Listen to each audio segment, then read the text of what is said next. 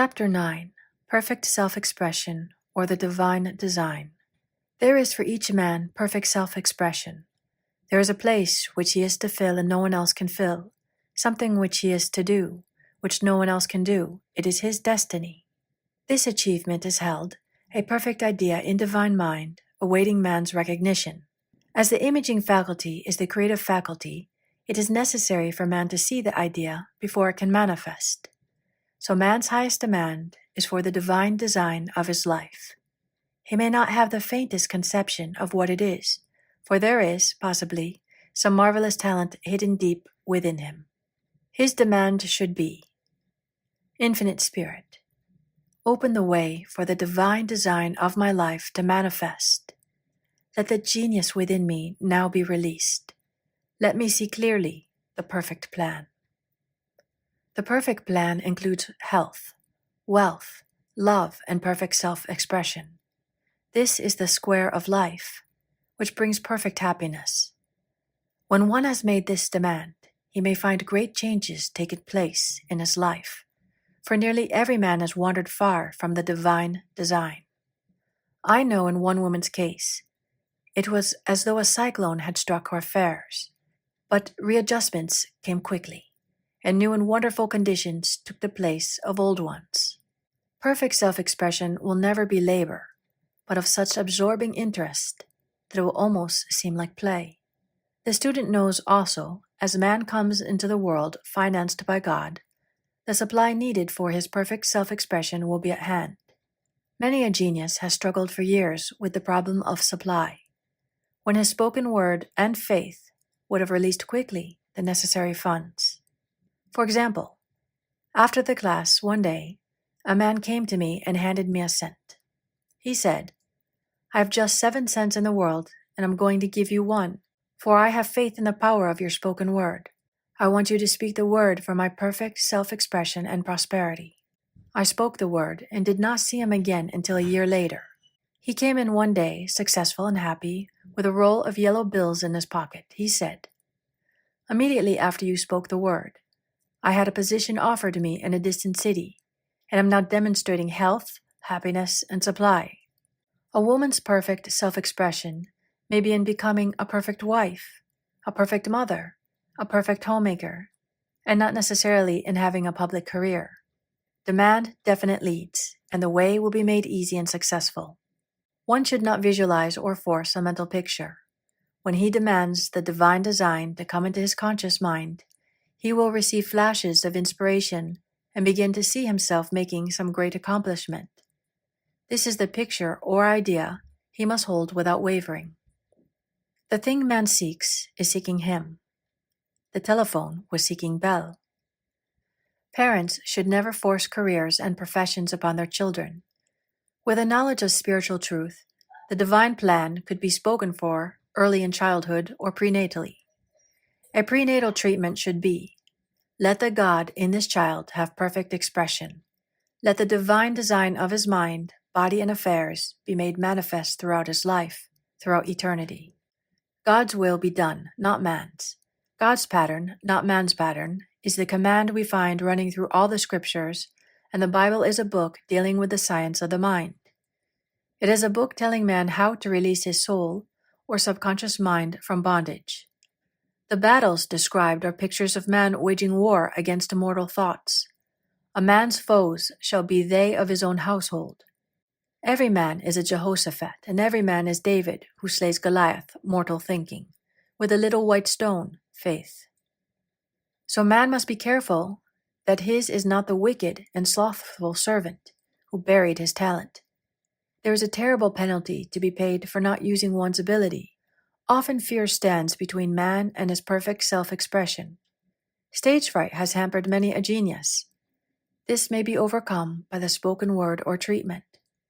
The individual then loses all self-consciousness and feels simply that he is a channel for infinite intelligence to express itself through. He is under direct inspiration, fearless and confident, for he feels that it is the Father within him who does the work. A young boy came often to my class with his mother.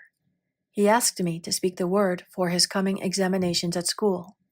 I told him to make the statement, I am one with infinite intelligence. I know everything I should know on this subject. He had an excellent knowledge of history, but was not sure of his arithmetic. I saw him afterwards, and he said, I spoke the word for my arithmetic and passed with the highest honors, but thought I could depend on myself for history and got a very poor mark. Man often receives a setback when he is too sure of himself, which means he is trusting in his personality and not the Father within. Another one of my students gave me a sample of this. She took an extended trip abroad one summer, visiting many countries where she was ignorant of the languages. She was calling for guidance and protection every minute, and her affairs went smoothly and miraculously. Her luggage was never delayed nor lost. Accommodations were always ready for her at the best hotels, and she had perfect service wherever she went. She returned to New York. Knowing the language, she felt God was no longer necessary, so she looked after her affairs in an ordinary manner. Everything went wrong. Her trunks delayed amid inharmony and confusion. The student must form the habit of practicing the presence of God every minute.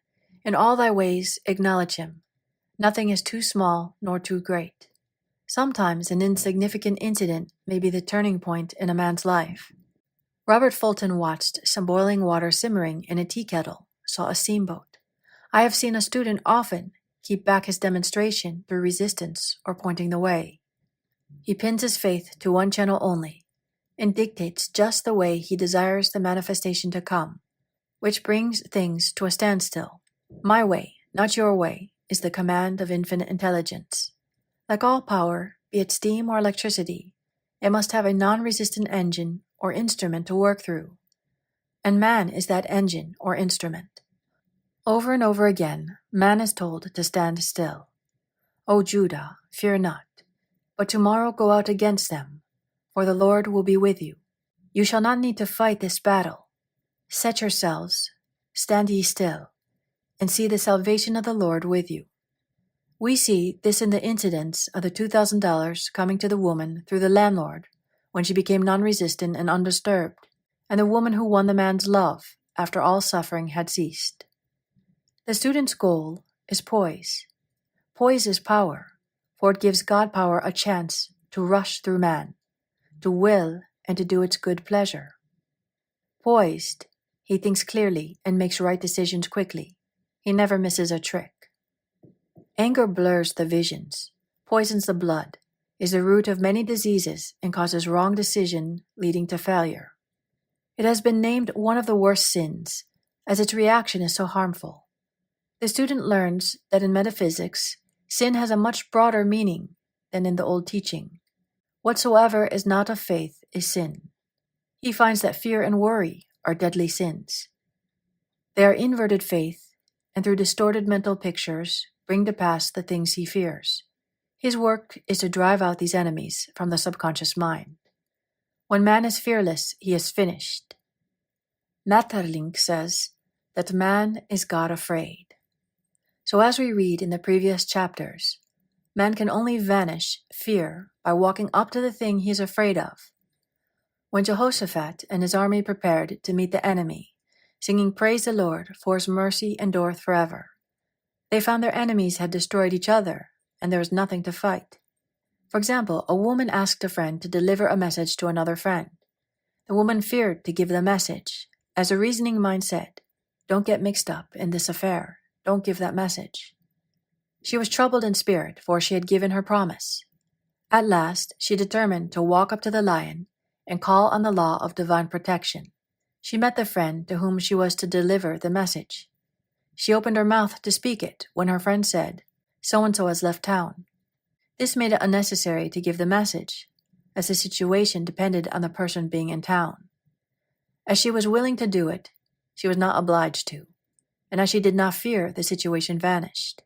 The student often delays his demonstration through a belief in incompletion.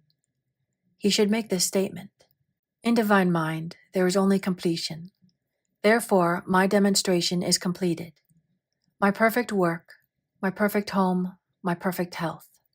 Whatever he demands are perfect ideas registered in divine mind, and must manifest, under grace, in a perfect way. He gives thanks he has already received on the invisible, and makes active preparation for receiving on the visible.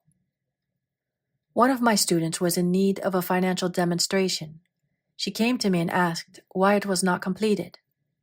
I replied, "Perhaps you are in the habit of leaving things unfinished, and the subconscious has gotten into the habit of not completing. As the without, so the within. I'll go home and finish something I commenced weeks ago, and I know it will be symbolic of my demonstration." She sewed assiduously, and the article was soon completed. Shortly after, the money came in a most curious manner. Her husband was paid his salary twice that month. He told the people of their mistake, and they sent word to keep it. When man asks believing, he must receive, for God creates his own channels. I have been sometimes asked, suppose one has several talents, how is he to know which one to choose? Demand to be shown definitely. Say, Infinite Spirit, give me a definite lead. Reveal to me my perfect self-expression. Show me which talent I am to make use of now. I have known people to suddenly enter a new line of work and be fully equipped with little or no training. So make the statement, I am fully equipped for the divine plan of my life, and be fearless in grasping opportunities. Some people are cheerful givers, but bad receivers. They refuse gifts through pride or some negative reason, thereby blocking their channels and invariably find themselves eventually with little or nothing. For example, a woman who had given away a great deal of money had a gift offered her of several $1,000s. She refused to take it, saying she did not need it. Shortly after that, her finances were tied up, and she found herself in debt for that amount. Man should receive gracefully, the bread returning to him upon the water. Freely ye have given, freely ye shall receive. There is always the perfect balance of giving and receiving, and though man should give without thinking of returns, he violates law if he does not accept the returns which come to him. For all gifts are from God, man being merely the channel. A thought of lack should never be held over the giver. For example, when the man gave the 1 cent, I did not say, poor man, he cannot afford to give me that. I saw him rich and prosperous, with his supply pouring in. It was this thought which brought it. If one had been a bad receiver, he must become a good one, and take even a postage stamp, if it is given him, and open up his channels for receiving. The Lord loveth a cheerful receiver, as well as a cheerful giver. I have often been asked why one man is born rich, healthy, and another poor and sick. Where there is an effect, there is always a cause. There is no such thing as chance. The question is answered through the law of reincarnation. Man goes through many births and deaths until he knows the truth which sets him free. He is drawn back to the earth plane through unsatisfied desire to pay his karmic debts or to fulfill his destiny. The man born rich and healthy has had pictures in his subconscious mind in his past life of health and riches, and the poor and sick man of disease and poverty. Man manifests on any plane the sum total of his subconscious beliefs. However, birth and death are man-made laws, for the wages of sin is death. The Adamic fall in consciousness through the belief in two powers. The real man, spiritual man, is birthless and deathless. He never was born and has never died, and he was in the beginning, he is now, and ever shall be. So through the truth, man is set free from the law of karma, sin, and death, and manifests the man made in his image and likeness. Man's freedom comes through the fulfilling his destiny, bringing into manifestation the divine design of his life. His Lord will say unto him, Well done, thou good and faithful servant. Thou hast been faithful over a few things. I will make thee ruler over many things, death itself.